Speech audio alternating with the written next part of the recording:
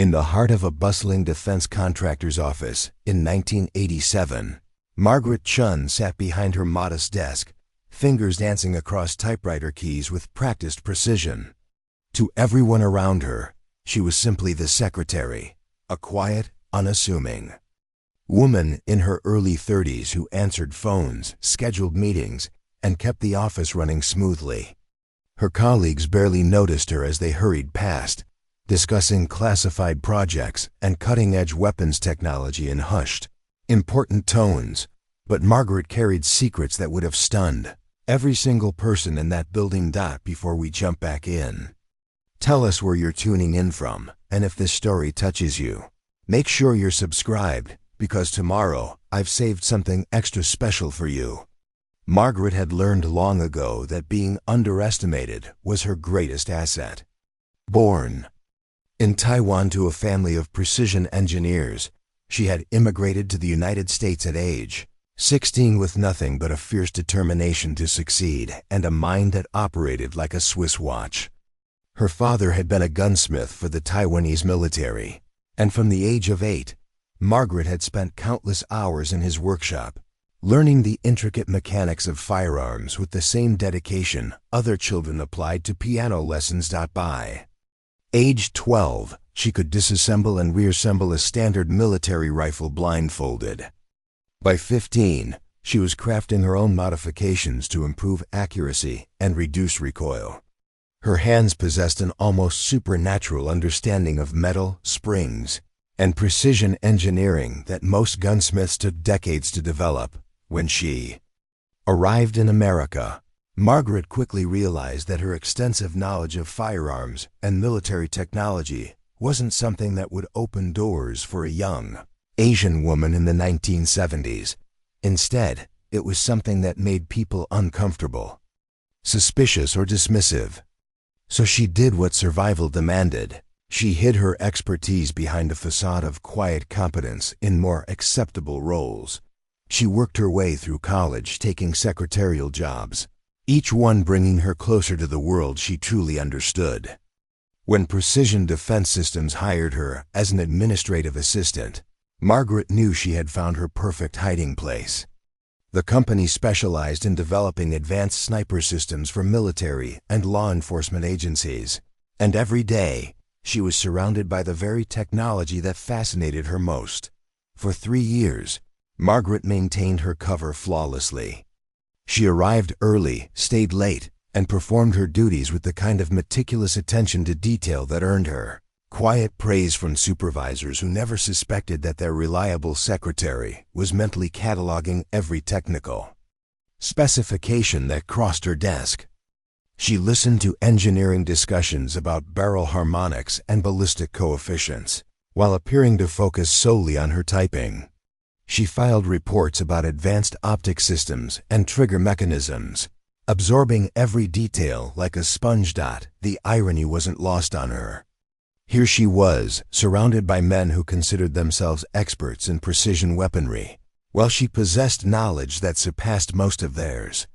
She had studied ballistics at a level that would have impressed university professors, understood metallurgy with the instinct of a master craftsman, and could diagnose mechanical problems by sound alone. Yet they saw only a quiet secretary who made excellent coffee and never missed a phone call.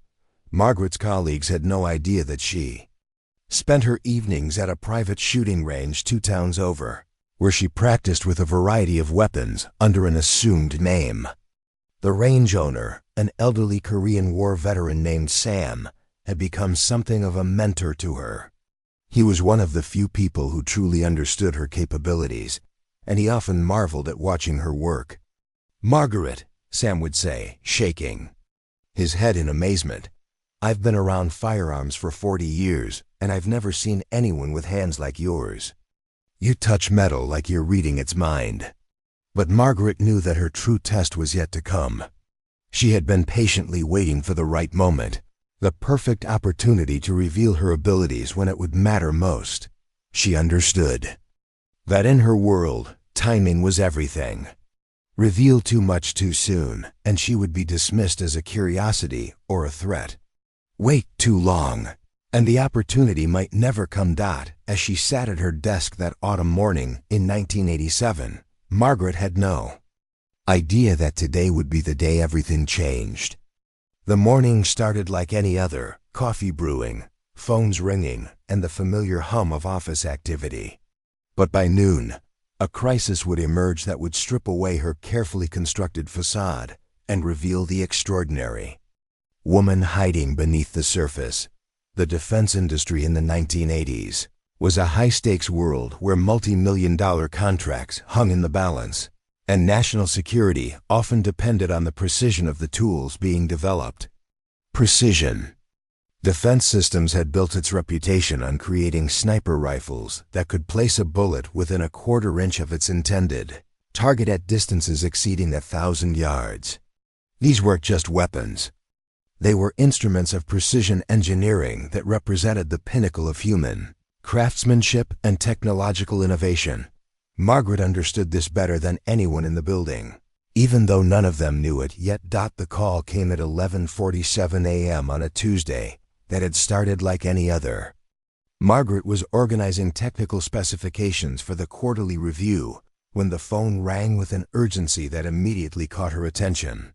On the other end was Colonel James Harrison, the Pentagon's chief procurement officer for specialized weapons systems, and his voice carried the weight of a man facing an impossible deadline. "I need to speak with your chief engineer immediately," Colonel Harrison said, his words clipped and professional. "We have a situation that requires immediate attention." Margaret quickly patched the call through to Robert Mitchell, the company's head of engineering, a brilliant but often scattered man in his 50s who had built his reputation on innovative rifle designs. Within minutes, she could hear raised voices from Mitchell's office, followed by the sound of rapid footsteps as he emerged and began gathering his senior staff. The situation, as Margaret quickly learned from the fragments of conversation she overheard, was both urgent and potentially catastrophic for the company. A critical demonstration was scheduled for that afternoon, a live-fire test of their newest sniper rifle system for a group of military officials who would determine whether Precision Defense Systems would receive a contract worth $47 million. The rifle in question was the PDS-X1, a revolutionary new system that incorporated advanced harmonics dampening, a proprietary recoil management system, and optics integration that represented 3 years of development and testing. It was scheduled to be demonstrated at 3 p.m. at a military facility 30 miles away, where it would need to consistently hit targets at distances ranging from 800 to 1,200 yards. But there was a problem, a catastrophic one. The company's master gunsmith, Elena Vasquez, had been rushed to the hospital that morning with acute appendicitis. Elena was the only person at the company who fully understood the intricate assembly process of the PDS-X1. The rifle had been partially disassembled for transport, and now it sat in pieces in a locked case, looking like an elaborate puzzle that no one else in the building knew how to solve. Margaret watched from her desk as panic began to spread through the office. Mitchell was on the phone with 3 different engineers, trying to determine if anyone had sufficient knowledge of the rifle's assembly to prepare it for the demonstration. The answer, unfortunately, was no. "The technical manuals are incomplete," she heard Mitchell explaining to someone, probably Colonel Harrison. Elena was working from memory and experience for the final assembly sequence. The tolerance adjustments alone require someone who understands the harmonic resonance patterns of the barrel system. Margaret felt her heart rate increase as she realized the magnitude of what was happening.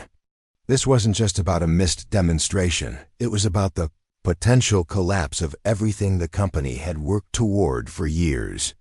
The PDS-X1 represented the future of the business, and without Elena's expertise, that future was evaporating before their eyes. She listened as Mitchell made increasingly desperate phone calls, trying to locate other master gunsmiths who might be able to help. But the specialized knowledge required for the PDS-X1 was extremely rare. and everyone with the necessary skills was either unavailable or located too far away to arrive in time. By 12:30 p.m., the situation had reached a breaking point. Margaret could see the defeat in Mitchell's eyes as he finally called Colonel Harrison back to explain that the demonstration would need to be postponed. The disappointment in the colonel's voice was audible even from Margaret's desk, and she knew that postponing this demonstration would likely mean losing the contract entirely. The military didn't appreciate delays, especially when dealing with weapon systems that could mean the difference between life and death for soldiers in the field. Competitors were already circling, ready to step in with their own solutions, and precision defense systems was about to lose its most important opportunity. Margaret sat at her desk, watching the crisis unfold around her, feeling the weight of her hidden knowledge like a physical presence.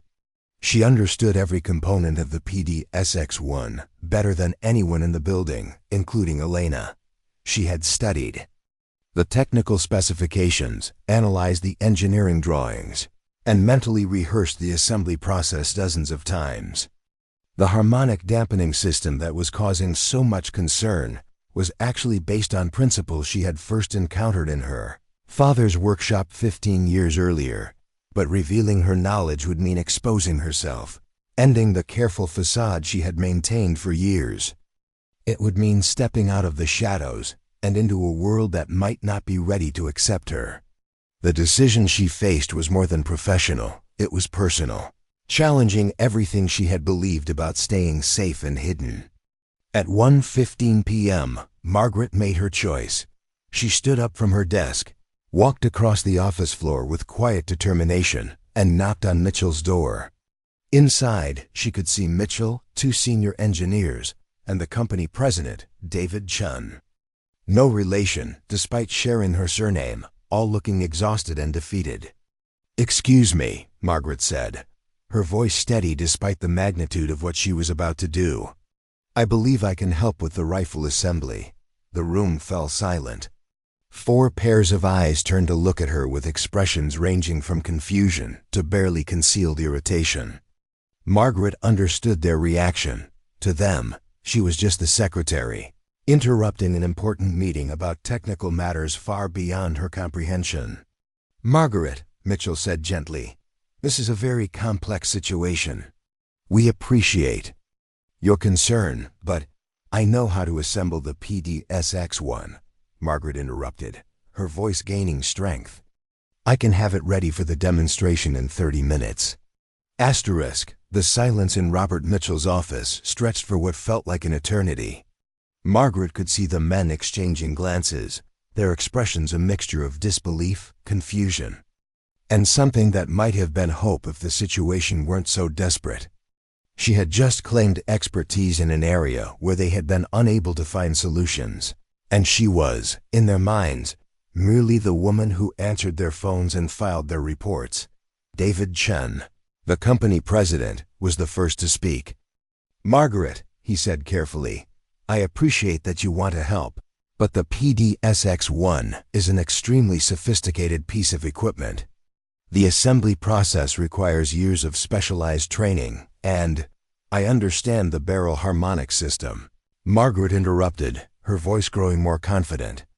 "The issue isn't just mechanical assembly. It's about understanding how the dampening chambers interact with the barrel's natural resonance frequency." Elena was adjusting the internal pressure points to compensate for the specific metallurgical properties of each individual barrel. The room fell silent again, but this time the silence was different. Margaret could see recognition dawning in Mitchell's eyes, recognition that she had just used technical language that most people outside the industry wouldn't even understand, let alone use correctly. "How do you know about the pressure point adjustments?" Mitchell asked slowly. "Those specifications aren't in any of our documentation." Margaret took a deep breath, knowing that her next words would change everything. "Because I've been studying your designs for 3 years. I've read every technical report, every engineering specification, every test result that's crossed this office. I understand firearms technology better than most of your engineers, and I know exactly how to assemble that rifle." The skepticism in the room was palpable. These were men who had spent their careers working with precision weapons, and they were being told that their secretary possessed knowledge that had taken them decades to acquire. It was, Margaret realized, almost insulting to their professional pride. "Prove it," said Dr. James Wong, the senior ballistics engineer. "If you really understand the system, explain to me how the recoil management system interfaces with the harmonics dampening." Margaret didn't hesitate. The recoil management system uses a dual-stage buffer that absorbs the initial impact energy while allowing the barrel to complete its natural harmonic cycle. The dampening chambers are filled with a specialized fluid that changes viscosity based on pressure differentials, creating dynamic resistance that varies with the specific frequency of each barrel. Elena was hand-tuning each system because the manufacturing tolerances, while precise, still create individual harmonic signatures that require compensation. Dr. Wong's eyebrows rose. "Where did you learn this?" "My father was a master gunsmith in Taiwan," Margaret replied. "I grew up in his workshop, learning precision mechanics before I learned to drive. I've been studying advanced firearms technology for over 20 years. The room erupted in quiet conversation as the men tried to process this revelation. Margaret could see them struggling to reconcile the image of the quiet secretary with the technically sophisticated woman standing before them. But time was running out, and the demonstration deadline was approaching rapidly. "Even if you understand the theory," Mitchell said, "assembly is a different matter entirely. It requires physical skill, muscle memory, and—" "Give me the rifle," Margaret said simply. "Give me 30 minutes, and I'll have it ready for your demonstration." David Chun looked at his watch. It was 1:25 p.m., and the demonstration was scheduled for 3 p.m. They needed time to transport the rifle to the testing facility, set up the demonstration area, and brief the military officials. If Margaret couldn't deliver on her promise, they would have no backup plan. "This is insane," muttered Dr. Wong. "We're talking about risking a $47 million contract on what?" Margaret asked, her voice carrying the edge of steel that none of them had ever heard before. "On the possibility that a woman might actually know what she's talking about. On the chance that someone you've dismissed as just a secretary might actually possess the skills you need." The challenge in her voice cut through their hesitation. They were desperate, and she was offering them hope. More importantly, she was offering them their only remaining option. "All right," David Chen said finally. "But we do this in the main conference room, where everyone can see. And if you can't deliver, I'll deliver," Margaret said with quiet confidence. "Just bring me the rifle case and give me some space to work." 20 minutes later, Margaret stood in the conference room, surrounded by nearly every employee of Precision Defense Systems. Word had spread quickly through the office that something extraordinary was happening, and people had gathered to witness what many expected to be either a miracle or a spectacular failure.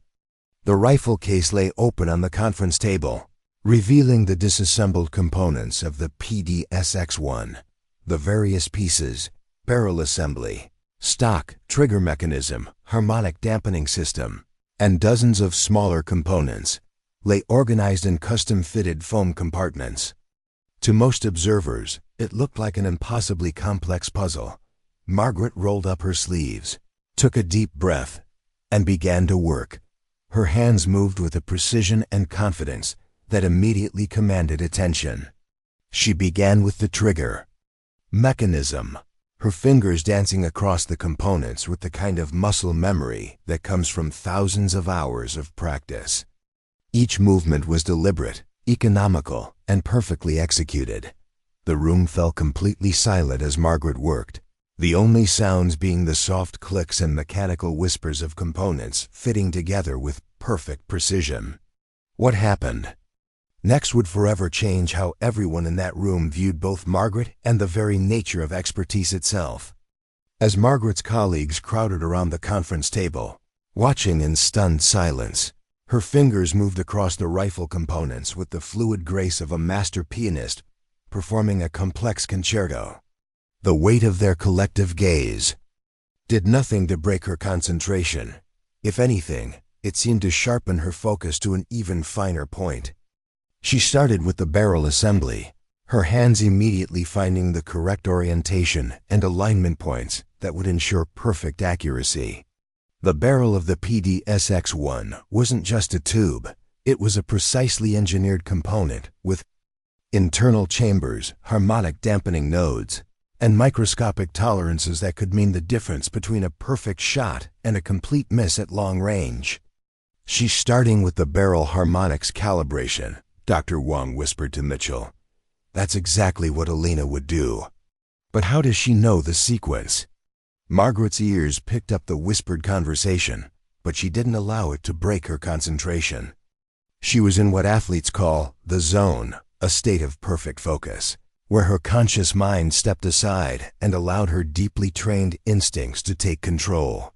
Her father had taught her that true mastery wasn't about thinking through each step, but about training so thoroughly that the work became as natural as breathing.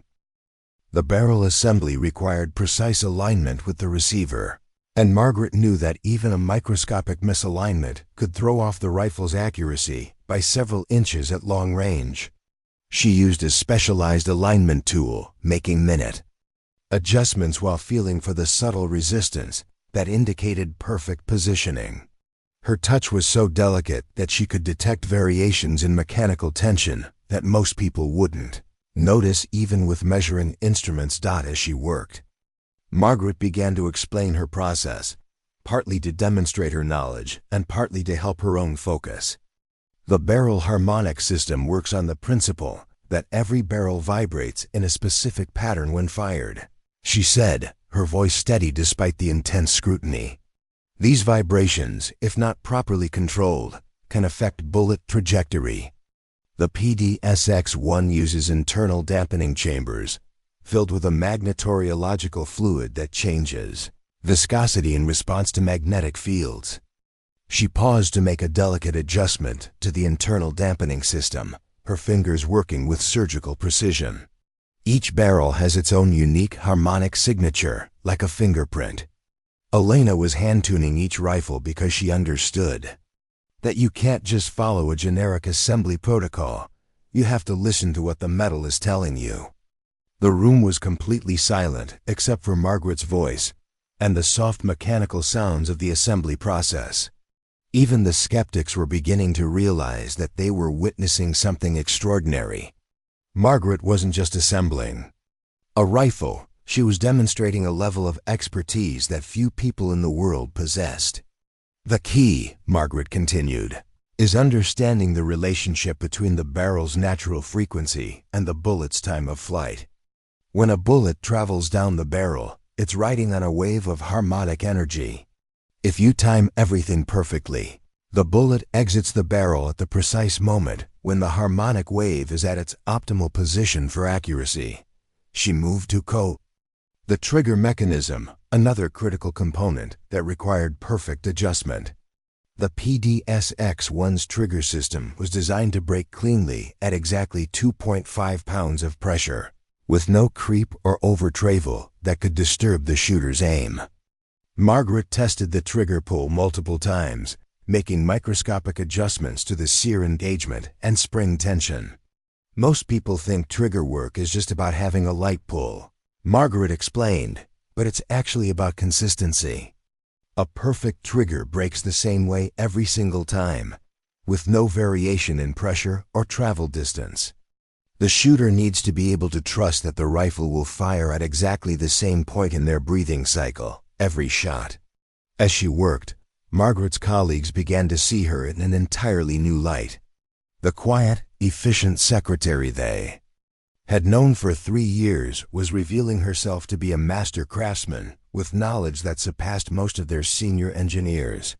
Her explanations weren't just technically accurate, they demonstrated a deep, intuitive understanding of the science behind precision shooting. "The stock assembly is where most people make mistakes," Margaret said, moving to the next phase of the process. The stock isn't just a place to hold the rifle, it's part of the harmonic system. The bedding has to be perfectly fitted to the action, and the comb height has to be adjusted for the specific optics configuration. She began fitting the barrel and action assembly into the stock, making minute adjustments to ensure perfect alignment. The bedding compound that Elena had used was still slightly malleable, allowing Margaret to make fine-tuning adjustments that would optimize the rifle's performance. Elena used a specialized bedding technique that creates a perfect interface between the metal and the composite stock material, Margaret explained. The stock has to support the action rigidly while still allowing the barrel to vibrate freely. It's a delicate balance. Too much contact and you dampen the barrels. Natural harmonics, too little and you lose consistency. Dr. Wong leaned forward, studying Margaret's technique with growing amazement. "She's using Elena's exact bedding method," he whispered to Mitchell. "I've watched Elena work dozens of times, and Margaret's technique is identical." "How is that possible?" Margaret heard the whispered comment and smiled slightly. "I've been watching Elena work for 3 years," she said without looking up from her task. "I study every expert I encounter, whether they know it or not. Elena is brilliant, but she's also very methodical. Once you understand her principles, her techniques become predictable." The assembly was now taking shape with the major components properly aligned and secured. But Margaret knew that the real test was still ahead, the precision adjustments. That would determine whether the rifle would perform to its specifications or fail spectacularly during the demonstration. And watching her work with such methodical precision, her colleagues were beginning to understand that they were witnessing something far beyond routine technical competence. Preparing and narrating this story took us a lot of time, so if you are enjoying it, subscribe to our channel. It means a lot to us. Now back to the story. With the major components assembled, Margaret entered the most critical phase of the process, the precision adjustments. That would determine whether the PDSX-1 would perform to its exacting specifications. This was where experience separated the skilled from the truly masterful, where years of training and intuitive understanding of mechanical systems became essential. She began with the gas system, a complex mechanism that controlled how the rifle cycled after each shot. The PDSX-1 used an adjustable gas system that could be fine-tuned for different ammunition types and environmental conditions. Margaret's fingers found the adjustment controls with practiced ease, making minute changes while feeling for the subtle resistance that indicated optimal positioning. "The gas system is what makes this rifle so versatile," Margaret explained, her voice maintaining its steady, professional tone even as the pressure in the room continued to build. Most sniper rifles are optimized for one specific type of ammunition, but the PDSX-1 can adapt to different loads by adjusting the gas flow rate. Elena spent months perfecting the adjustment protocol. She used a specialized gauge to measure the gas pressure, making micro-adjustments until the readings matched the optimal specifications. The tolerance was incredibly tight. A variation of just a few pounds per square inch could affect the rifle's cycling reliability and accuracy. "The key is understanding that the gas system isn't just about reliability," Margaret continued. "It's about consistency. Every shot needs to cycle the action with exactly the same force and timing. If there's variation in the cycling, it affects the barrel harmonics and throws off the accuracy." Dr. Wong watched in fascination as Margaret worked, his skepticism gradually giving way to professional admiration. "She's using techniques that aren't in any manual," he murmured to Mitchell. "Those adjustments she's making, I've never seen anyone do that before." Margaret heard the comment and paused momentarily in her work. "Some techniques can't be written down," she said, her fingers continuing their delicate adjustments. "They have to be felt. My father taught me that every piece of metal has its own personality, its own way of responding to pressure and adjustment. You have to learn to listen to what the metal is telling you." She moved to the bolt assembly, another critical component that required perfect timing and adjustment. The bolt had to lock up with absolute consistency, creating a perfect seal that would ensure consistent chamber pressure and bullet velocity. Margaret examined the bolt face under magnification, checking for any imperfections that could affect performance. The bolt lockup is what creates the foundation for accuracy, Margaret explained, her voice taking on the tone of a master craftsman sharing hard-won knowledge. If the bolt doesn't lock up in exactly the same position every time, the chamber pressure varies, and that variation shows up as vertical stringing on the target at long range. She made a series of minute adjustments to the bolt extension and locking lugs, using specialized tools to ensure perfect timing.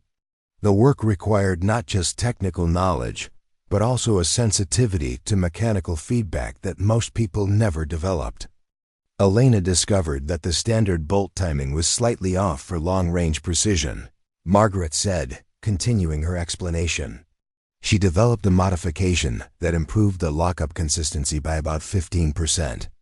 It's not documented anywhere. It was something she developed through trial and error. The room remained silent except for Margaret's voice and the soft sounds of precision work. Everyone present was beginning to understand that they were witnessing something extraordinary, not just technical competence, but true artistry and mechanical precision. Margaret moved to the optics mounting system, another area where perfection was essential. The PDSX-1 used a proprietary mounting system that eliminated the small movements and vibrations that could throw off scope alignment.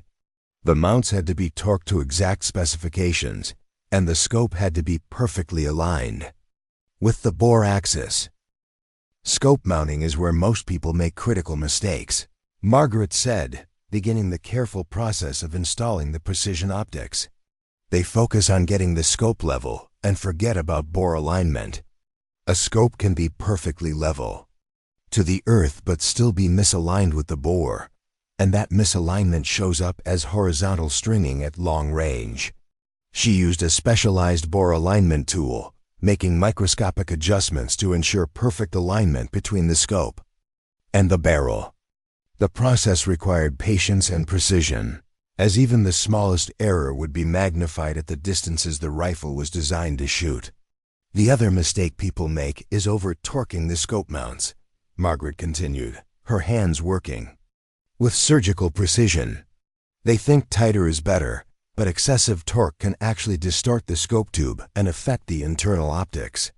Elena found the exact torque specification that provides secure mounting without inducing stress.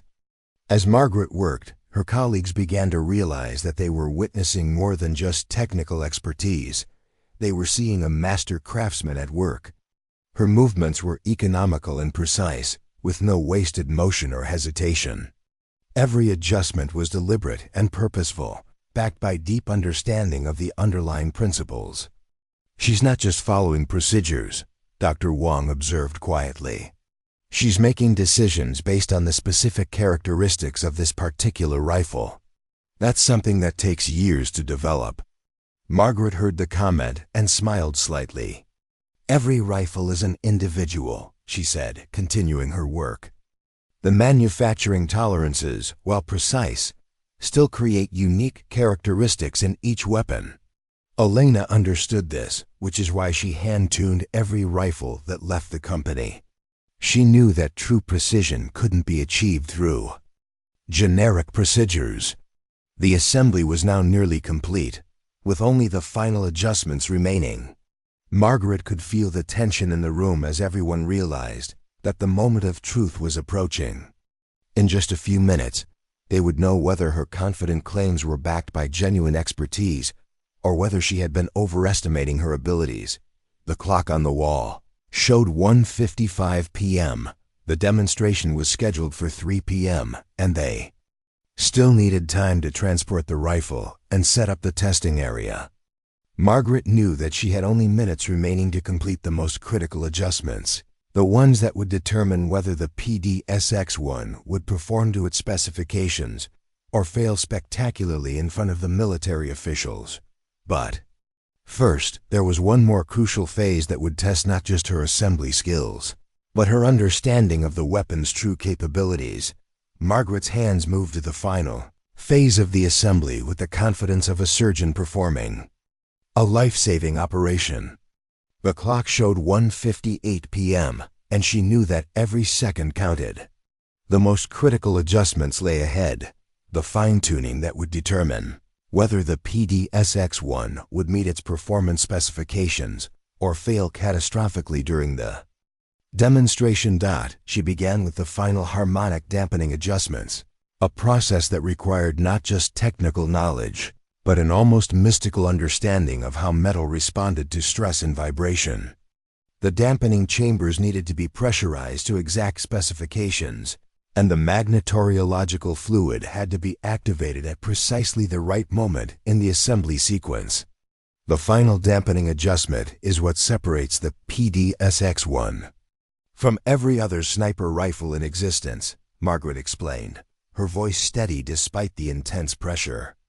Elena discovered that the timing of the fluid activation affects the entire harmonic signature of the rifle. Activate it too early, and you overdamp the system.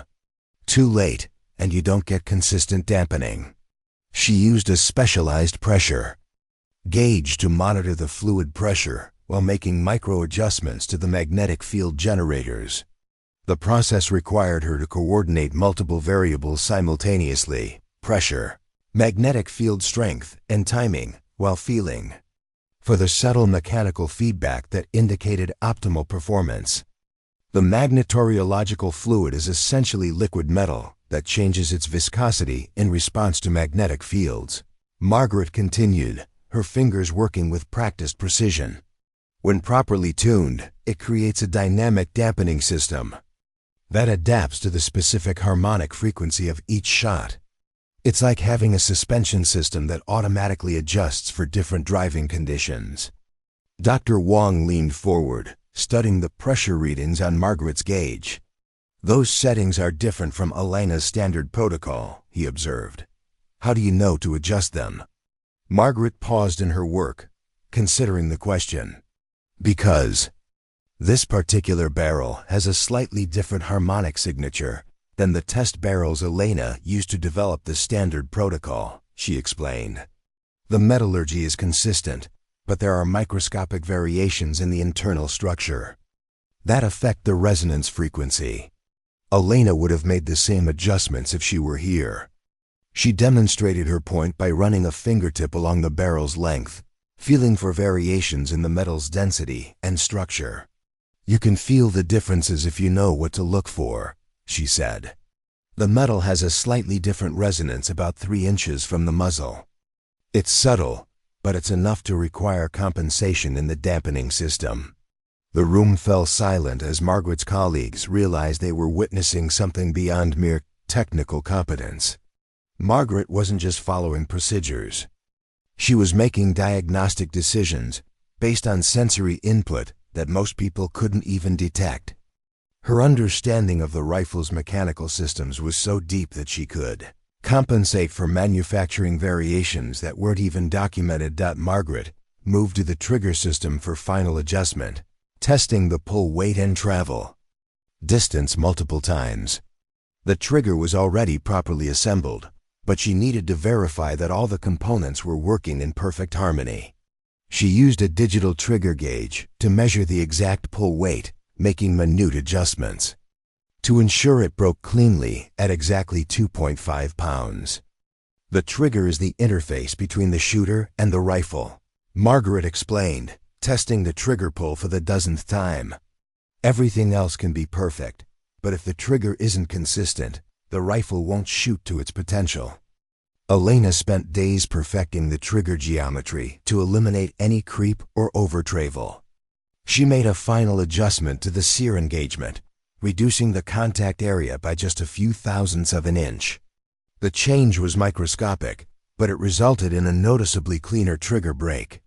Margaret tested the trigger several more times, nodding with satisfaction at the consistent feel. "Perfect," she said, her voice carrying a note of quiet pride. "The trigger now breaks like a glass rod, clean, consistent, and predictable. The final step was the most critical, the overall function test. Margaret cycled the action several times, checking the timing, the feeding, and the extraction. Every component had to work in perfect harmony, and any binding or hesitation would indicate a problem that could cause the rifle to fail during the demonstration. She loaded a dummy round into the chamber and cycled the action, feeling for any resistance or irregularity. The bolt moved smoothly, the extraction was clean, and the feeding was flawless. Margaret repeated the process several times, each cycle confirming that the rifle was functioning exactly as designed. "The action is cycling perfectly," Margaret announced, her voice carrying a note of satisfaction. "The timing is optimal, the extraction is clean, and the feeding is consistent. This rifle is ready for the demonstration." She looked up at the clock to 2:03 p.m.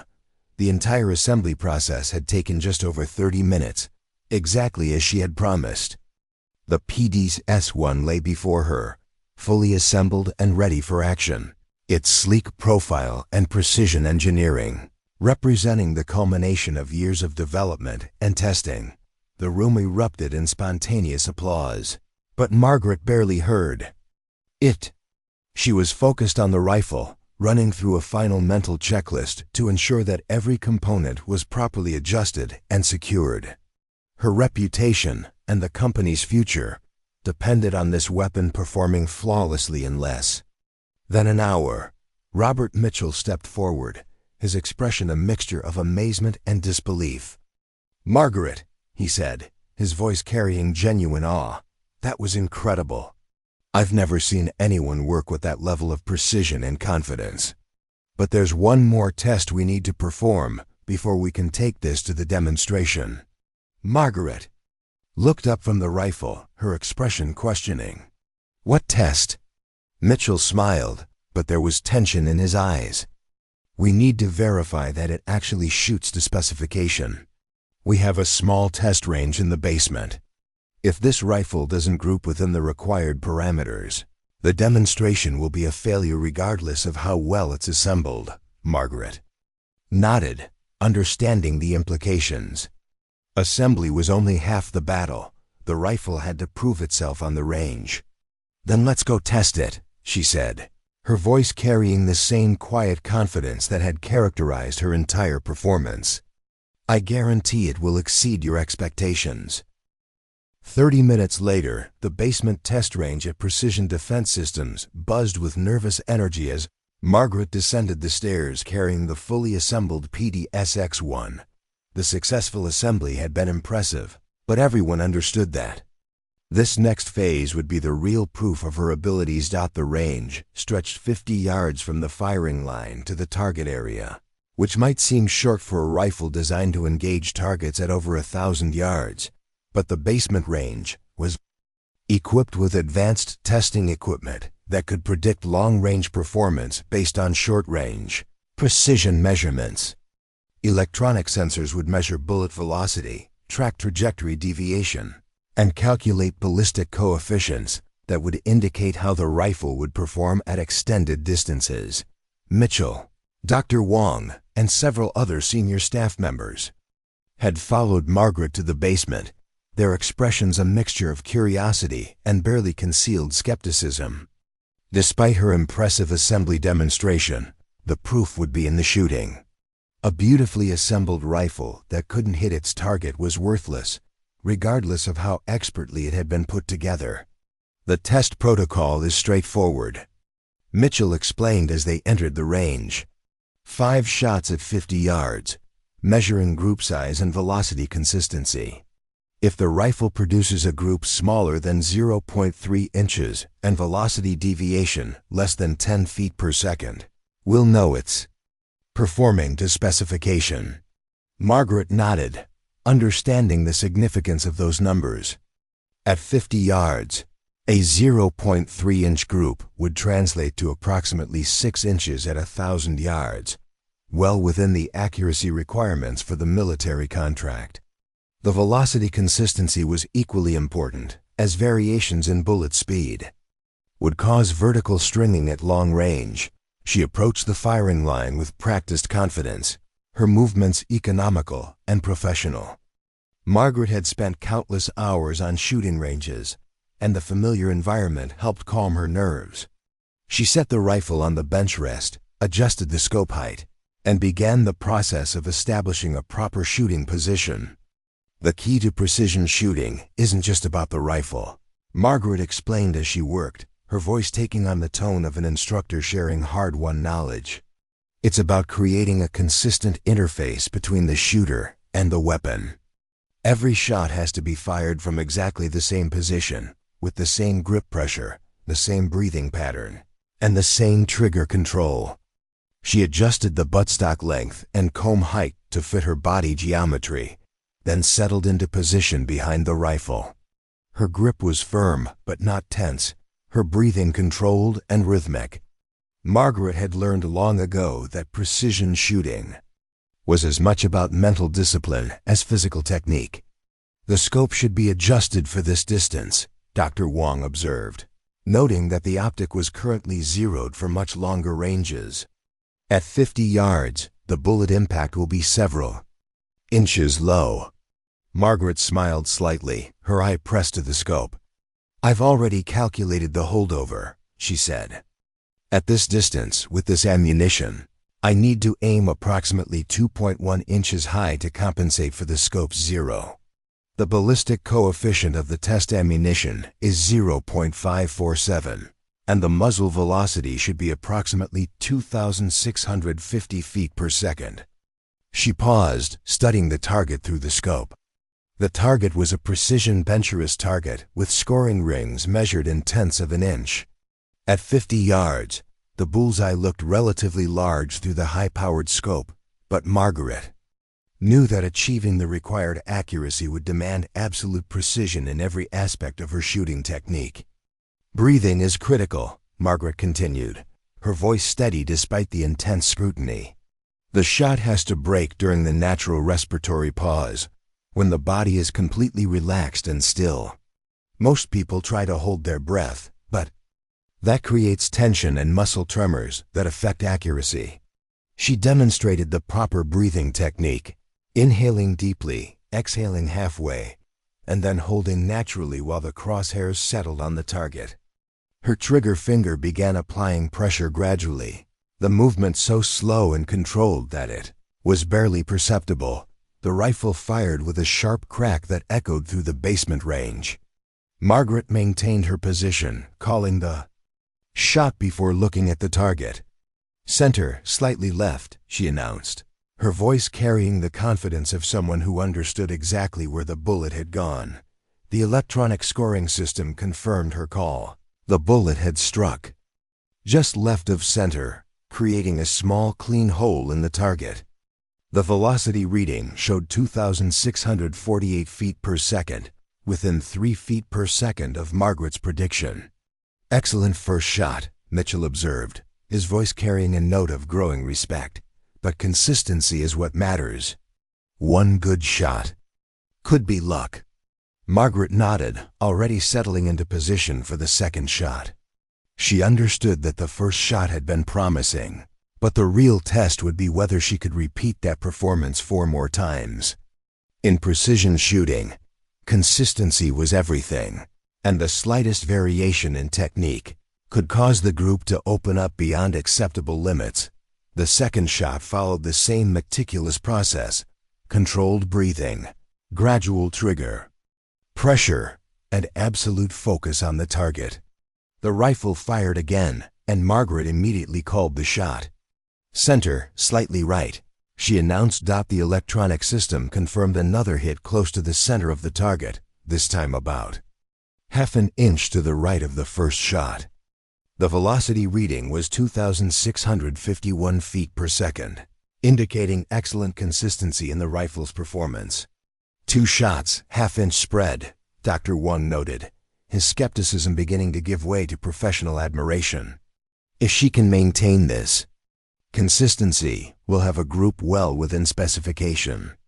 Margaret fired the third shot with the same methodical precision, her movements becoming more fluid and natural as she settled into her rhythm. The shot broke cleanly, and she called it dead center. The electronic system confirmed a hit within 1/10 of an inch of the bullseye, with a velocity of 2,649 feet per second. 3 shots, all within 1/4 inch of each other, Mitchell observed, his voice carrying growing excitement. This is exceptional shooting. The 4th shot continued the pattern of precision, landing within the developing group and maintaining the velocity consistency that indicated optimal rifle performance. Margaret was now shooting with the mechanical precision of a machine, each shot following the exact same process and producing nearly identical results. As she prepared for the 5th and final shot, Margaret could feel the tension in the room. 4 shots had demonstrated that both she and the rifle were capable of exceptional performance, but the final shot would determine whether the group remained within specification or opened up beyond acceptable limits. Margaret settled into position.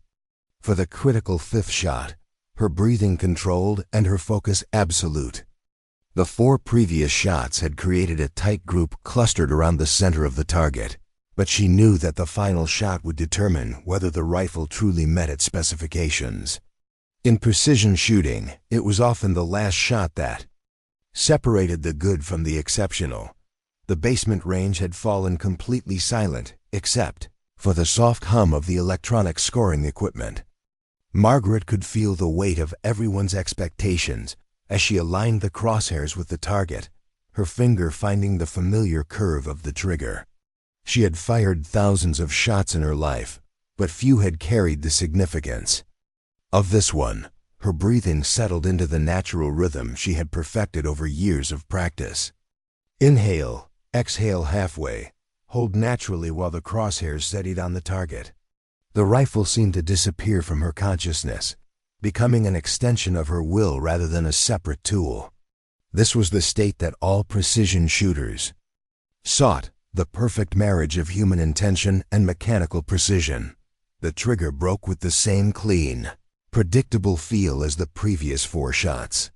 Margaret maintained her position, calling the shot before the bullet had even reached the target. Dead center, she announced, her voice carrying absolute certainty. The electronic scoring system confirmed what Margaret already knew. The 5th shot had struck within 2/10 of an inch of the bullseye, completing a group that measured just over 1/4 inch across.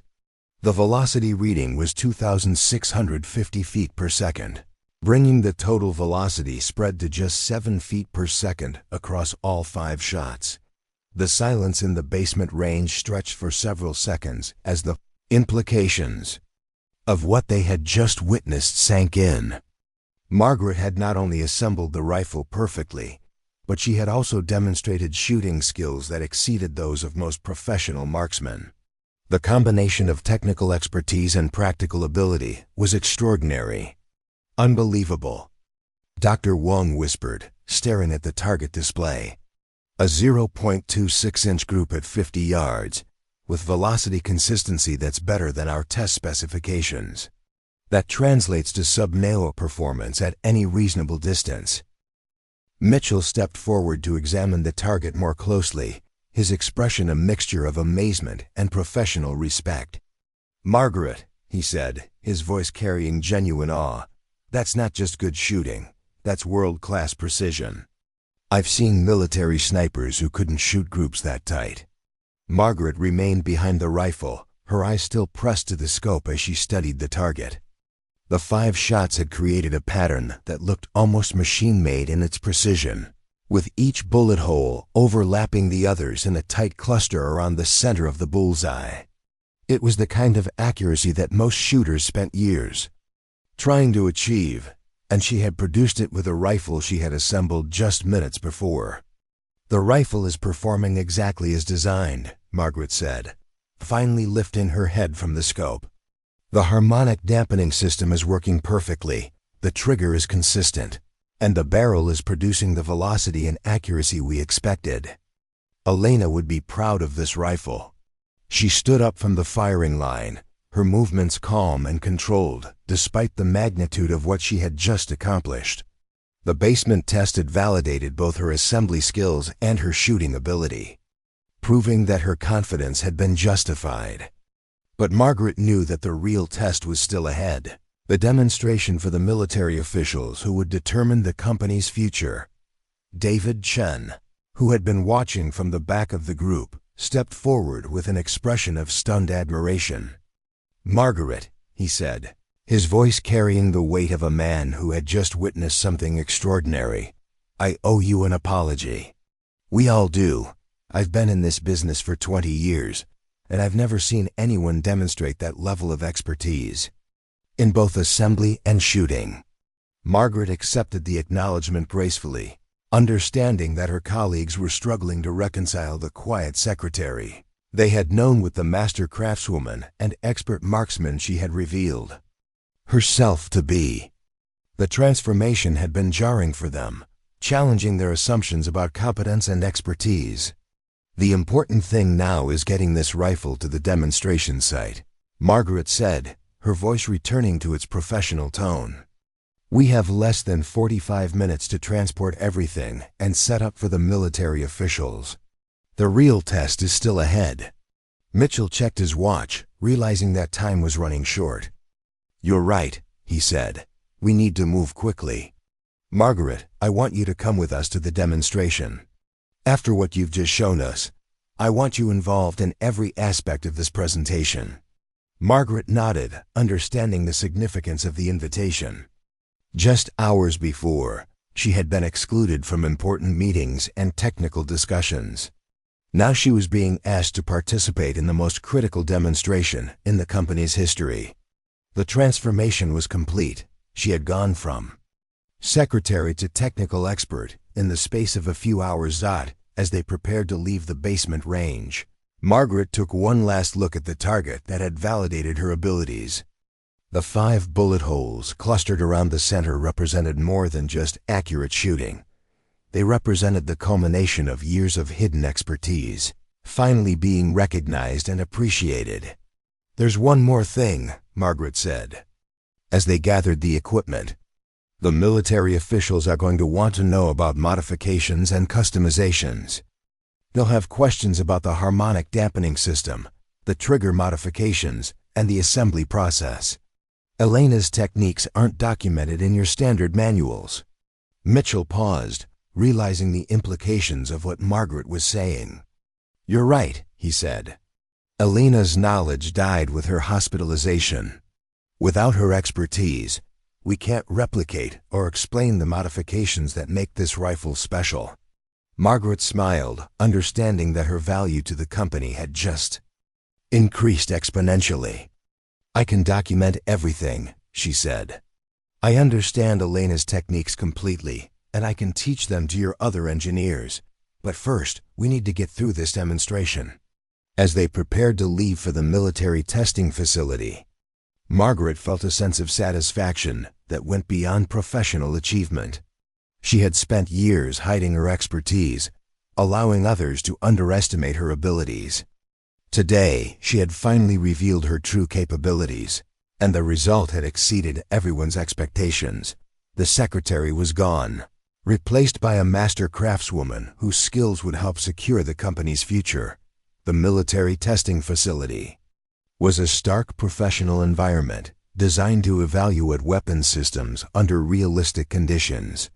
As Margaret and the Precision Defense Systems team arrived with the PDSX-1, she could see that the stakes were higher than she had initially realized. The demonstration wasn't just being observed by Colonel Harrison and a few procurement officers. There were representatives from multiple military branches, defense contractors, and even some international observers.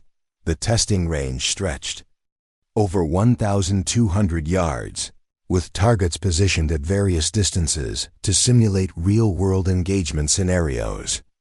Electronic sensors and high-speed cameras were positioned to capture every aspect of the rifle's performance, from muzzle velocity to bullet trajectory to impact characteristics. This wasn't just a demonstration, it was a comprehensive evaluation that would determine whether the PDSX-1 would be adopted by military forces around the world. Colonel Harrison approached the group with the bearing of a career military officer who had seen countless weapons demonstrations. His expression was professional but skeptical, and Margaret understood that he had probably witnessed many promising systems that had failed to deliver on their ambitious claims. "Mr. Mitchell," Colonel Harrison said, his voice carrying the authority of someone accustomed to making decisions that affected national security, "I understand you've had some challenges with your primary technical specialist. I need to know that this demonstration will proceed as planned and that your rifle will perform to the specifications outlined in your proposal." Mitchell glanced at Margaret, who nodded slightly. They had agreed during the drive to the facility that she would be introduced as the company's senior technical specialist, a role that more accurately reflected her actual knowledge and abilities. The deception was necessary. Military procurement officers were conservative by nature, and they might be uncomfortable with the idea that their potential weapons system had been assembled by someone they perceived as merely a secretary. "Colonel Harrison," Mitchell said, "I'd like you to meet Margaret Chen, our senior technical specialist. She'll be conducting today's demonstration and can answer any questions you might have about the rifle's technical specifications." Colonel Harrison studied Margaret with the appraising eye of someone who had learned to evaluate people quickly and accurately. Margaret met his gaze steadily, her confidence evident in her posture and expression. She had spent years hiding her expertise, but now she was ready to demonstrate it on the highest stage possible. "Miss Chen," Colonel Harrison said, "I've reviewed your company's technical specifications, and they're impressive. But I've also seen many systems that looked good on paper, but failed in real-world conditions. What makes you confident that the PDSX-1 will perform as advertised?" Margaret's response was immediate and professional. "Because I understand every component of this rifle at the molecular level, Colonel. I've personally assembled this weapon using techniques that optimize its performance for the specific environmental conditions we'll encounter today. The harmonic dampening system has been calibrated for the temperature, humidity, and elevation of this facility, and the rifle has been test-fired to confirm its accuracy."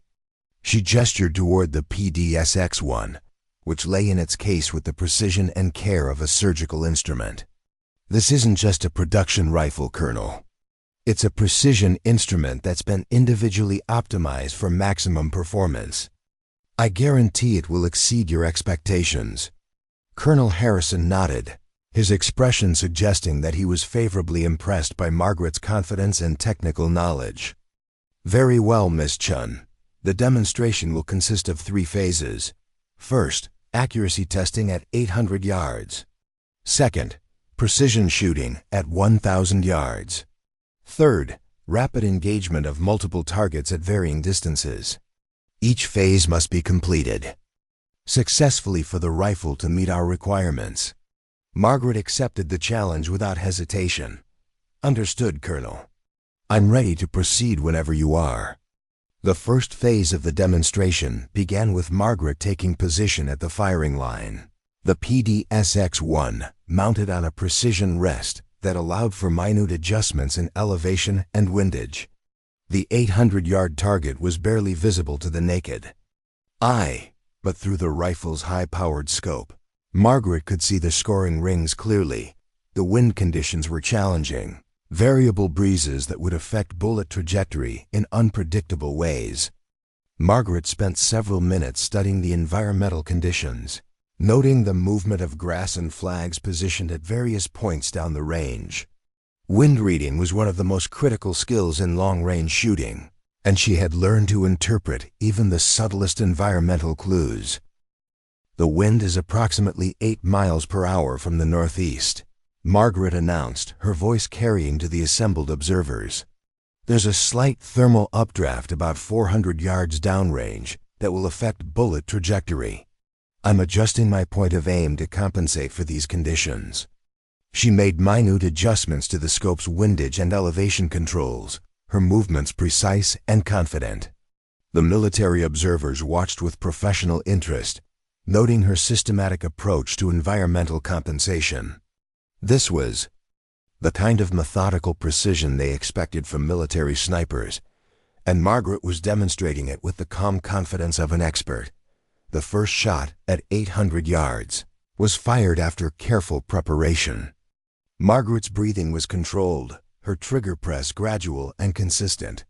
The rifle fired with a sharp crack that echoed across the range, and the bullet's impact was immediately visible through the high-powered spotting scopes. Center hit. 9 ring, called the range officer. Excellent shot at this distance. Margaret fired 4 more shots at the 800-yard target, each one demonstrating the rifle's precision and her own shooting skills. The group measured just over 2 inches across, which translated to approximately quarter minute of angle accuracy, well within military specifications for precision rifles. Colonel Harrison studied the target through his binoculars, his expression showing growing approval. "Impressive shooting, Ms. Chen. That's better accuracy than we typically see from production rifles. Are you ready for the 1,000-yard phase?" Margaret nodded, her confidence unshaken by the increased difficulty. "Ready. Colonel, the rifle is performing exactly as designed." As she prepared for the more challenging 1,000-yard shots, Margaret felt the familiar calm that came with absolute confidence in her abilities. The demonstration was proceeding perfectly, and she knew that the PD-6-1 would continue to exceed expectations. But what happened next would not only secure the contract, it would establish her reputation as one of the most capable technical specialists in the entire defense industry. The 1,000-yard phase of the demonstration represented the ultimate test of both the PD-6-1's capabilities and Margaret's expertise. At this distance, environmental factors became magnified, and the margin for error virtually disappeared. A slight miscalculation in wind speed or direction could cause a miss by several feet, and the military observers would be watching for any sign that the rifle couldn't perform consistently at extreme range. Margaret took her position behind the rifle, her movements deliberate and professional. The 1,000-yard target was barely visible even through the high-powered scope, appearing as a small circle with scoring rings that demanded absolute precision. She began her environmental assessment, studying wind flags, grass movement, and even the flight patterns of birds that might indicate air currents invisible to ground-based observers. At 1,000 yards, environmental factors become critical. Margaret explained to the assembled observers, her voice carrying the authority of someone who understood the complexities of extreme-range shooting. The bullet will be in flight for approximately 1.2 seconds, during which time it will be affected by wind, temperature gradients, and even the Coriolis effect from the Earth's rotation. She made a series of calculations, factoring in the decreased air density at the facility's elevation, the temperature differential between the firing line and the target area, and the complex wind patterns she had observed. The computations were performed quickly but methodically, demonstrating the kind of scientific approach that the military valued in precision weapon systems. "The wind has shifted slightly since the 800-yard phase," Margaret continued, making minute adjustments to the scope's windage control. "I'm compensating for a 7-mile-per-hour crosswind from the east, with a slight updraft about 600 yards downrange. The temperature differential between the firing line and target area will cause the bullet to impact approximately 2 inches higher than standard ballistic tables would predict." Colonel Harrison watched with growing respect as Margaret prepared for the shot. Her systematic approach to environmental compensation was exactly what they expected from military snipers operating in challenging conditions. The fact that she was demonstrating this level of expertise, while also serving as the rifle's technical specialist, was impressive. Margaret's first shot at 1,000 yards was fired after extensive preparation. The rifle's report echoed across the range, and the bullet's flight time seemed to stretch endlessly before the impact was visible through the spotting scopes. The range officer's call confirmed what Margaret already knew.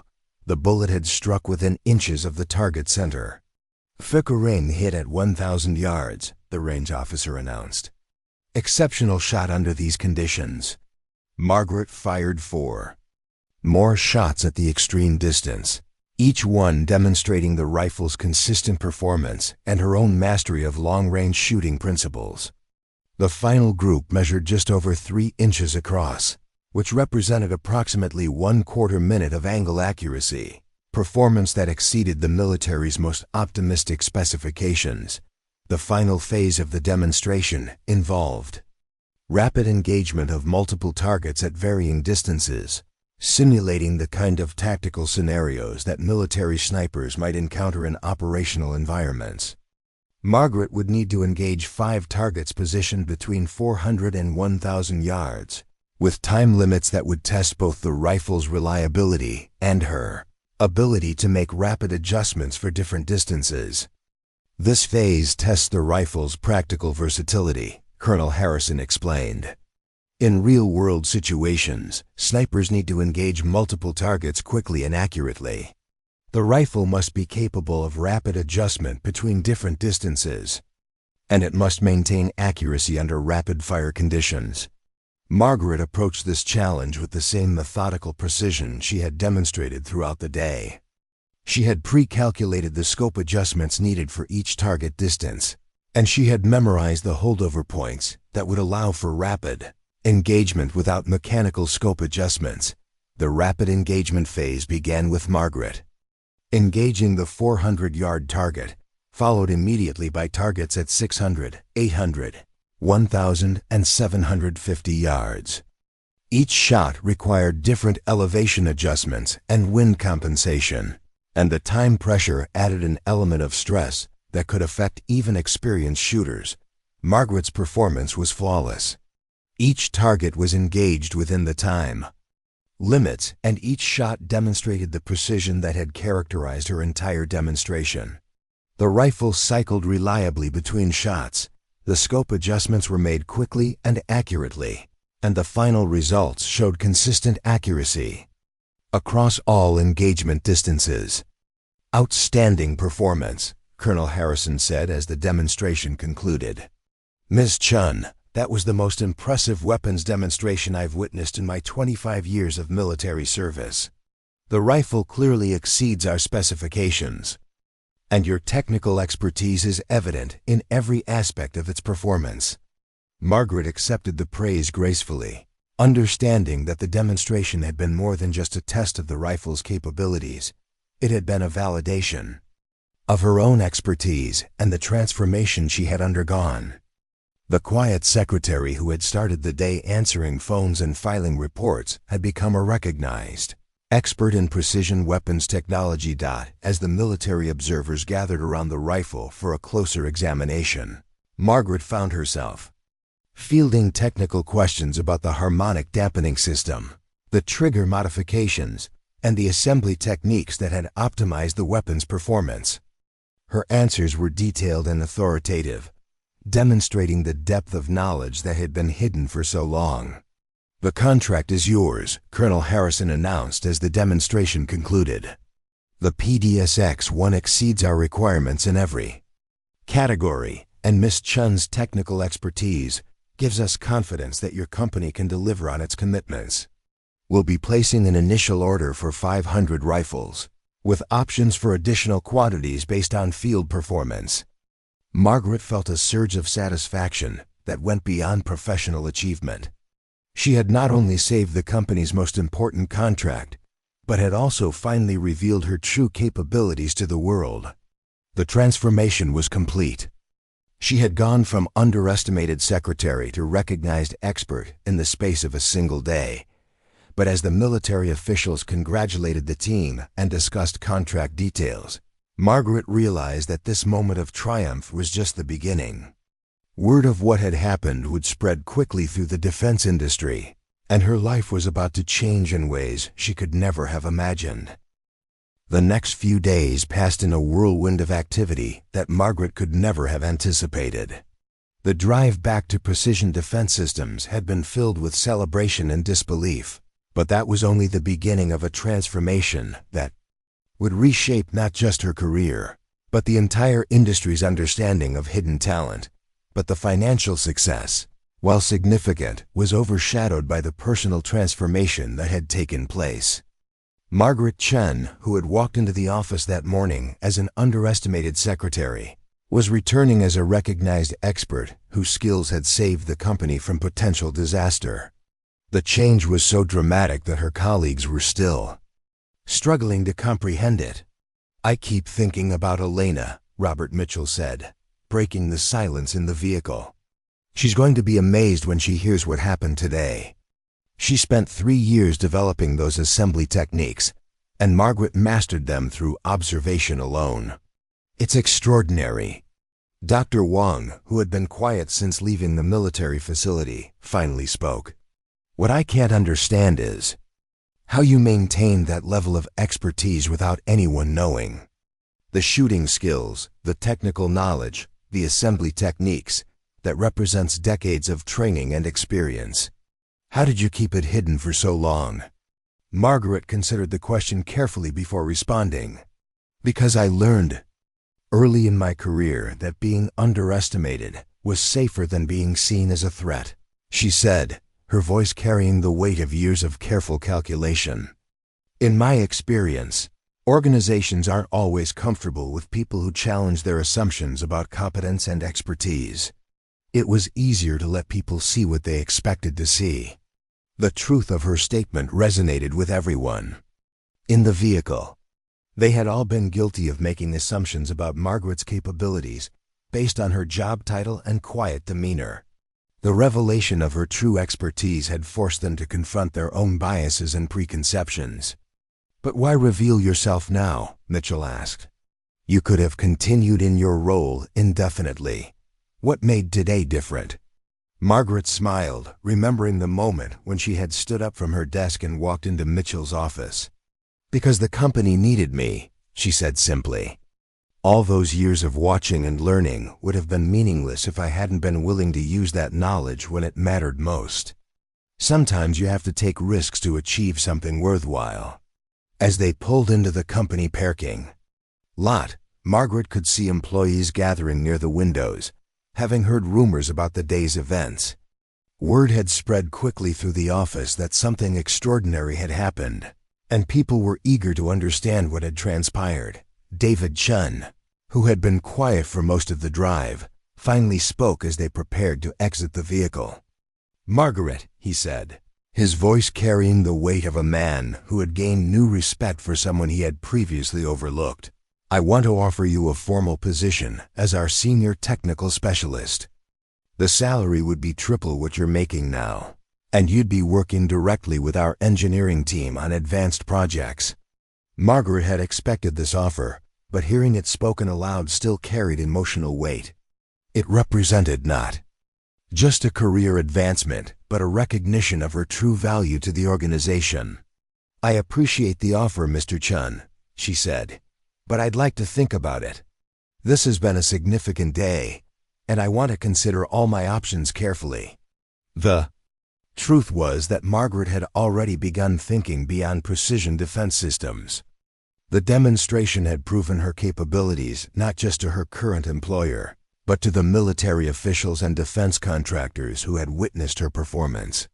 Word would spread quickly through the industry, and she knew that opportunities would begin presenting themselves. As they entered the building, Margaret was greeted by a spontaneous round of applause from her colleagues. The office staff, many of whom had barely noticed her that morning, now viewed her with a mixture of admiration and disbelief. The transformation was complete. She had gone from invisible support staff to company hero in the space of a single day. "Tell us what happened," called out Sarah from accounting, her voice carrying the excitement of someone who had heard fragmentary reports but wanted the full story. "We heard you assembled the rifle and shot better than a military sniper." Margaret found herself surrounded by curious colleagues, all eager to understand how the quiet secretary had suddenly revealed herself to be a master craftswoman and expert marksman. She answered their questions graciously, explaining the technical aspects of the rifle assembly and the challenges of precision shooting at extreme distances. But even as she shared the details of the day's events, Margaret was already thinking about the future. The demonstration had been more than just a professional success. It had been a liberation from years of hiding her true capabilities. She had finally shown the world what she was capable of, and the response had been overwhelmingly positive. "The important thing," Margaret said as the impromptu celebration continued around her, "is that we secured the contract and proved that American precision engineering can compete with anyone in the world. The PD-61 is going to serve our military forces well, and I'm proud to have played a part in its development." As the afternoon wore on, Margaret found herself fielding phone calls from industry publications, military officials, and even competing defense contractors who had heard about the demonstration. The story of the secretary who had saved a $47 million contract was already spreading through the defense industry, and Margaret realized that her life was about to change in ways she had never anticipated. Elena Vasquez called from her hospital bed, having heard about the day's events from Mitchell. "Margaret," she said, her voice weak but filled with admiration, "I can't believe what you accomplished today. I've spent my entire career developing those assembly techniques, and you executed them flawlessly. You're not just a technical specialist, you're an artist." Margaret accepted the praise gracefully, understanding that Elena's recognition carried special weight. Elena had been the undisputed expert on the PD's X1 system, and her acknowledgement of Margaret's skills represented validation from someone who truly understood the complexity of what had been accomplished. As the day drew to a close, Margaret sat at her desk one final time, looking at the familiar office environment that had been her professional home for 3 years. Tomorrow, everything would be different. She would no longer be just a secretary. She would be recognized as the expert she had always been. The transformation was complete, but Margaret knew that this was just the beginning of a new chapter in her life. And as word of her achievement spread beyond the walls of precision defense systems, she had no idea just how far-reaching the impact would be. Within 48 hours of the demonstration, Margaret's story had spread throughout the defense industry like wildfire. The tale of the secretary who had assembled a precision sniper rifle and outshot military experts had captured the imagination of an industry that prided itself on technical expertise and professional competence. But the story resonated on a deeper level, challenging assumptions about hidden talent and the value of diverse perspectives in technical fields. Margaret found herself at the center of a media storm that she had never anticipated. Defense industry publications wanted interviews, military websites were running feature stories, and even mainstream media outlets were interested in the human interest angle of her dramatic transformation. The phone at Precision Defense Systems rang constantly with interview requests, speaking engagements, and job offers from competing companies. "This is unprecedented," David Chun told Margaret during a private meeting in his office. "I've been in this industry for 20 years, and I've never seen a single demonstration generate this much attention. You've become something of a celebrity in the defense world." Margaret was still adjusting to the sudden fame, but she understood the broader implications of what had occurred. Her story had touched on issues that went far beyond technical expertise. It had highlighted the tendency of organizations to overlook talent that didn't fit conventional expectations. "The interesting thing," Margaret observed, "is that the technical aspects of what I did weren't revolutionary. Elena had developed all the assembly techniques, and precision shooting has been around for decades. What made the story compelling was the element of surprise, the fact that no one expected a secretary to possess those skills." Chun nodded, understanding the deeper message. "You forced the entire industry to reconsider how we identify and develop talent.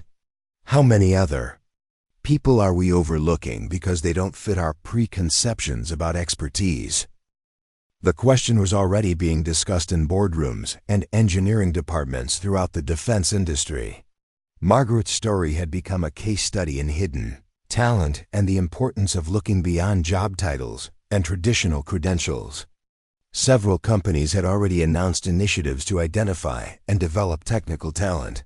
Among their non-engineering staff, Margaret received a call from Colonel Harrison, who had been fielding questions from military officials around the Kung world about the demonstration.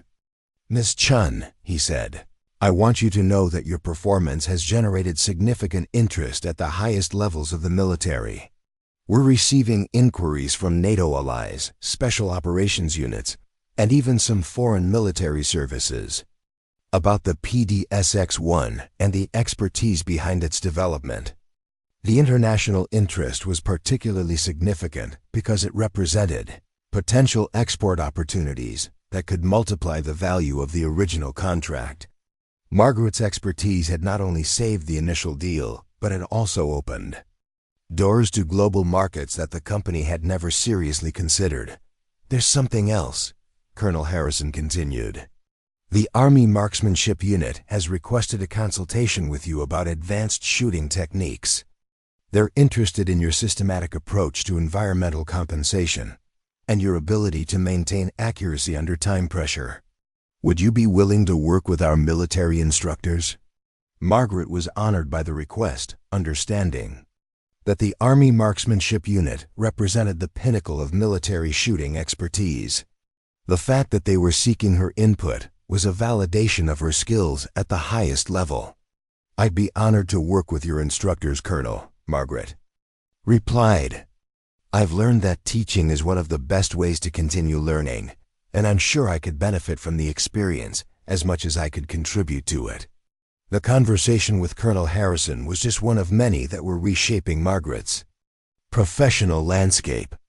Job offers were arriving daily from defense contractors, private military companies, and even civilian shooting sports organizations. The salary figures being discussed were multiples of what she had been earning as a secretary, and the opportunities for professional growth were unprecedented. But the most significant development was the recognition that her expertise extended far beyond technical skills. Margaret had demonstrated leadership under pressure, the ability to perform in high-stakes situations, and the communication skills necessary to explain complex technical concepts to diverse audiences. Several venture capital firms had reached out about funding a startup company built around Margaret's expertise.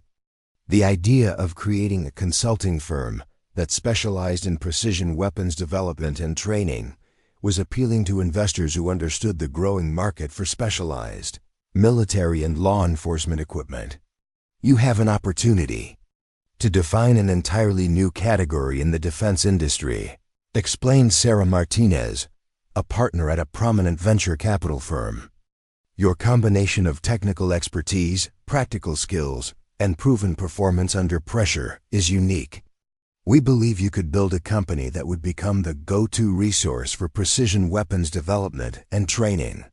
Margaret was intrigued by the entrepreneurial possibilities, but she was also mindful of the responsibilities that came with her newfound recognition. The defense industry was built on trust and proven performance, and any new venture would need to be carefully planned and executed. "The challenge," Margaret explained to Martinez, "is that this industry values consistency and reliability above innovation. Any new company would need to prove itself through actual performance, not just promises. It would take time to build the kind of reputation that opens doors in the defense world." Meanwhile, Elena Vasquez had been released from the hospital and had returned to work with a new perspective on her role at Precision Defense Systems. Her conversation with Margaret about the demonstration had sparked ideas about documenting and systematizing the assembly techniques that had previously existed only in her memory and experience. "Margaret showed me something important," Elena told Mitchell during a planning meeting. "My knowledge is valuable, but it's also vulnerable. If I had been permanently incapacitated, the company would have lost years of development work. We need to create comprehensive documentation that allows others to replicate and build upon what we've learned." The collaboration between Elena and Margaret was producing remarkable results. Together, they were developing training protocols that could teach the advanced assembly techniques to other technicians, creating redundancy that would protect the company's intellectual property while also expanding its technical capabilities. What Margaret accomplished in one day took me years to develop, Elena observed. But she had the advantage of observing my work systematically and understanding the underlying principles. We can use that same systematic approach to train others more efficiently than traditional apprenticeship methods. The impact of Margaret's demonstration was also being felt in academic circles. Engineering schools were using her story as a case study in practical application of theoretical knowledge, and several universities had invited her to speak about the relationship between formal education and hands-on expertise. Your background challenges some fundamental assumptions about how technical expertise is developed, explained Dr. Robert Kim, a professor of mechanical engineering at a prestigious university. You've demonstrated that intensive observation and practical application can sometimes produce results that exceed formal training programs. That has implications for how we structure engineering education. Margaret was scheduled to speak at the International Defense Technology Conference, an annual gathering of industry leaders, military officials, and technical experts from around the world. Her presentation would focus on the integration of theoretical knowledge and practical skills in precision weapons development, but she knew that the broader message about recognizing hidden talent would resonate with the audience. As the speaking engagement approached, Margaret reflected on the remarkable transformation that had occurred in her life. Just weeks before, she had been invisible to most of her colleagues, performing important but unrecognized work in the background. Now she was being asked to share her expertise with industry leaders and military officials from around the world. Recognition was gratifying, but Margaret understood that it also came with responsibilities. She had become a symbol of hidden talent and unrealized potential, and people were looking to her story for inspiration and guidance. The weight of those expectations was significant, but she was determined to use her platform to advocate for others whose expertise might be overlooked. The most important lesson from all of this, Margaret told a reporter from Defense Technology Weekly, is that expertise often exists in unexpected places. Organizations that learn to identify and develop that hidden talent will have significant advantages over those that rely only on traditional credentials and conventional hiring practices. 6 months after the demonstration that changed her life, Margaret Chen stood before an audience of 500 defense industry professionals at the International Defense Technology Conference. The auditorium was packed with military officials, engineering executives, and technical specialists who had come to hear from the woman whose story had become legendary in their field. When I walked into my supervisor's office that Tuesday morning, Margaret began, her voice carrying easily to the back of the auditorium. I wasn't thinking about changing my career or challenging industry assumptions. I was simply trying to help my company solve a critical problem. But sometimes the most significant transformations begin with the smallest acts of courage. The audience listened intently as Margaret recounted the events of that pivotal day, but her presentation went far beyond a simple retelling of the story. She used her experience as a launching point to discuss broader issues of talent recognition, skill development, and the hidden expertise that exists within organizations. The defense industry has always prided itself on precision and excellence, Margaret continued, but we've sometimes been less precise in how we identify and develop human talent. My story isn't unique because of my technical skills. It's significant because it highlights how often we overlook capability that doesn't fit our conventional expectations. Margaret had spent the months since the demonstration building on her initial success in ways that few could have predicted. The consulting company she had founded, Precision Technical Solutions, had already secured contracts with 3 major defense contractors and 2 foreign military services. Her approach combined advanced technical expertise with systematic training methods that had proven remarkably effective. The key insight, Margaret explained to the conference audience, is that expertise isn't just about knowledge. It's about the systematic application of that knowledge under challenging conditions. The best training programs simulate real-world pressure and complexity, forcing students to integrate theoretical understanding with practical problem-solving. Elena Vasquez, who had become Margaret's business partner and the Chief Technical Officer of Precision Technical Solutions, was in the audience. Their collaboration had produced remarkable innovations in both rifle design and technician training. Together, they had developed assembly techniques that improved precision while reducing production time. Creating value for manufacturers and end users alike, the PDSX-1 rifle that Margaret had assembled during that fateful demonstration had gone on to exceed all performance expectations in military service. Initial field reports indicated accuracy and reliability that surpassed the specifications, and several allied nations had placed orders for customized versions of the system. The success had established Precision Defense Systems as a leader in precision weapons technology. But the most important outcome, Margaret told the conference audience, isn't the technical achievements or the business success.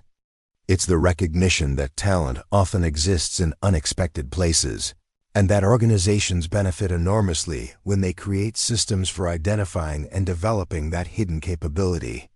Margaret's presentation included case studies from her consulting work, demonstrating how other companies had successfully identified and developed technical talent among their non-engineering staff. The results were consistently impressive: improved innovation, enhanced problem-solving capability, and better overall performance. One of our client companies discovered that their most knowledgeable expert on hydraulic systems was working in their facilities maintenance department, Margaret shared. This individual had 30 years of hands-on experience with complex hydraulic machinery, but had never been consulted on engineering projects. Once they recognized his expertise, their hydraulic system designs improved dramatically. The audience responded with knowing nods and murmurs of recognition. Many of them had probably encountered similar situations in their own organizations. Valuable expertise that went unrecognized because it didn't align with conventional organizational structures. Margaret's story had also inspired changes in industry hiring and development practices. Several major defense contractors had implemented programs to identify technical talent among their administrative and support staff, leading to remarkable discoveries of hidden expertise. The return on investment had been substantial as companies found they already employed people with valuable knowledge and skills.